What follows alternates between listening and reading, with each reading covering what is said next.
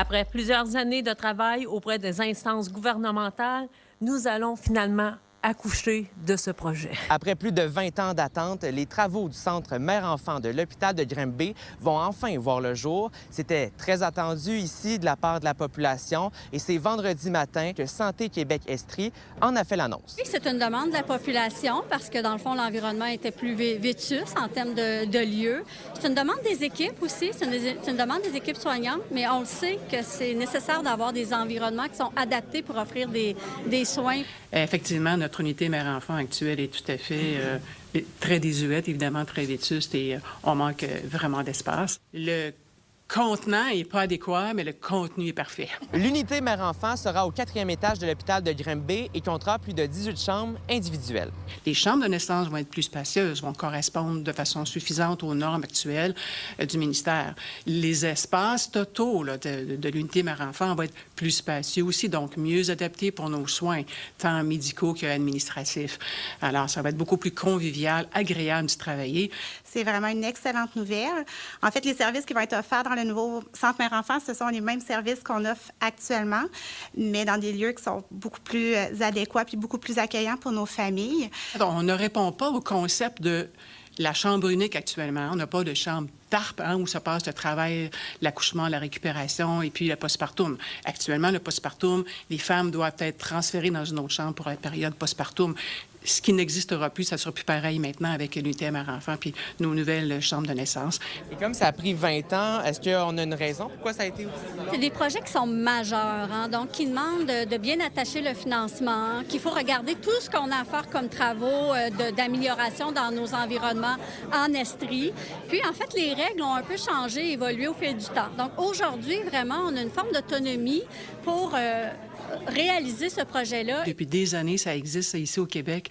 À peu près tous les hôpitaux du Québec qui offrent des soins obstétricaux sont en mode unité mère-enfant, comme on va avoir. Ça va créer beaucoup d'attractions, de rétention de personnel, rétention du personnel infirmier, du personnel médical qui pourrait être attiré à venir travailler chez nous dans notre nouvelle unité mère-enfant. Je pense que c'est une magnifique nouvelle aujourd'hui, puis c'est toute la communauté là, qui va s'en réjouir. On parle de 700 accouchements environ à l'hôpital de Granby. Est-ce qu'on risque de voir ce nombre-là augmenter dans les prochaines années? Effectivement, on pense que l'environnement joue pour quelque chose quand vient le temps d'une maman, d'un couple, de choisir le lieu où on va accoucher. On juge à l'image des fois.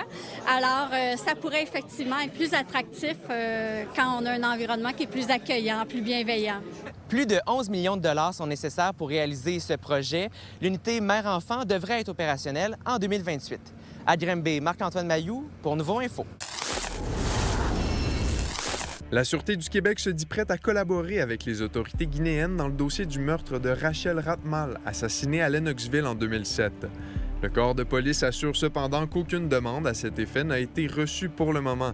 Le quotidien, la presse et plusieurs médias guinéens rapportaient cette semaine que l'époux de Rachel Ratmal, Rafiou Sow, a été arrêté le 19 juin dernier en Guinée.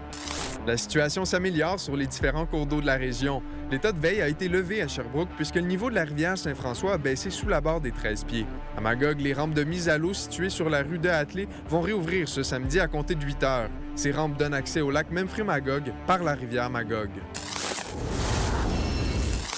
En moins d'une semaine du 1er juillet, la SPA de l'Estrie anticipe une forte vague d'abandon d'animaux. En fait, le refuge déborde déjà. Pour nous, ça reste toujours la période charnière année après année. Donc, on sait un peu ce qui s'en vient. Du moins, on a une certaine idée. Mais depuis vraiment début juin, là, on ressent vraiment un flux plus régulier d'animaux qui sont soit admis au refuge ou qui sont trouvés errants. Donc, on peut facilement trouver une dizaine de chats par jour qu'on amène au refuge. Donc, les chiffres s'accumulent. Donc, c'est pour ça qu'on se prépare tranquillement pour la prochaine semaine, les prochains 2 mois, je dirais, qui devraient être assez mouvementés pour nous. C'est quoi la capacité d'accueil ici? Combien d'animaux on peut avoir sur place?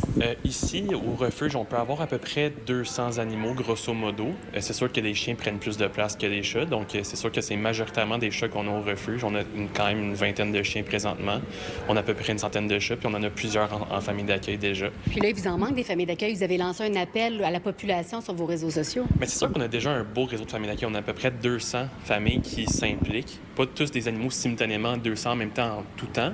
Mais on est de l'avis qu'on n'a jamais trop d'aide, en fait. Donc, c'est pour ça qu'avec ces premiers jets qui approchent dangereusement, on fait un appel à la population, les gens qui voudraient peut-être s'impliquer bénévolement pour nous, parce que c'est du bénévolat être famille d'accueil.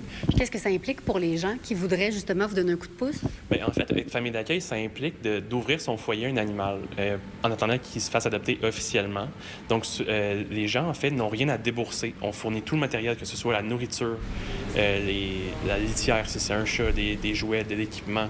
Vraiment, tout ce que les gens doivent faire, c'est ouvrir leurs portes et donner du temps et de l'amour à ces animaux-là en attendant qu'ils trouvent une nouvelle famille. Les gens, évidemment, doivent abandonner leurs animaux parce qu'il y a de plus en plus d'appartements qui ne les tolèrent pas. C'est ce que vous constatez? Ah oui, c'est sûr. C'est l'enjeu principal. Les dernières statistiques qu'on a, c'est à peu près 4 des logements qui acceptent des chiens au Québec. Donc, c'est vraiment pas beaucoup. Évidemment, les propriétaires sont un peu plus tolérants envers les chats parce que c'est moins encombrant, il y a moins de risques de faire des dégâts. Mais c'est sûr que pour nous, c'est l'enjeu principal. Donc, on observe ça à la hauteur de la province. Pourquoi les gens ne viennent pas tout simplement les déposer ici? Des fois, les gens peuvent avoir une certaine honte à devoir admettre un animal. Ça peut être un peu une peur du jugement. Mais on tient à rappeler aux gens que nous, on travaille avec ces gens-là tous les jours. Donc, il n'y a vraiment aucun stress à avoir, aucun jugement qui sera porté envers les gens. Donc, si les gens doivent se départir de leur animal pour une raison ou une autre, n'hésitez pas à le faire de façon responsable puis en venant nous voir directement plutôt que de les abandonner dans la nature. Est-ce que c'est parce qu'ils ont peur de payer des frais quand ils viennent déposer l'animal ici? Potentiellement, c'est souvent une des choses que les gens s'imaginent, mais il n'y a pas de frais d'abandon. Donc, il n'y a vraiment aucune raison de ne pas le faire convenablement, de se départir de son animal. La SPA de l'Estrie reçoit en moyenne chaque année 3 500 animaux abandonnés. À Sherbrooke, Fanny Lachance-Paquette pour Nouveau Info.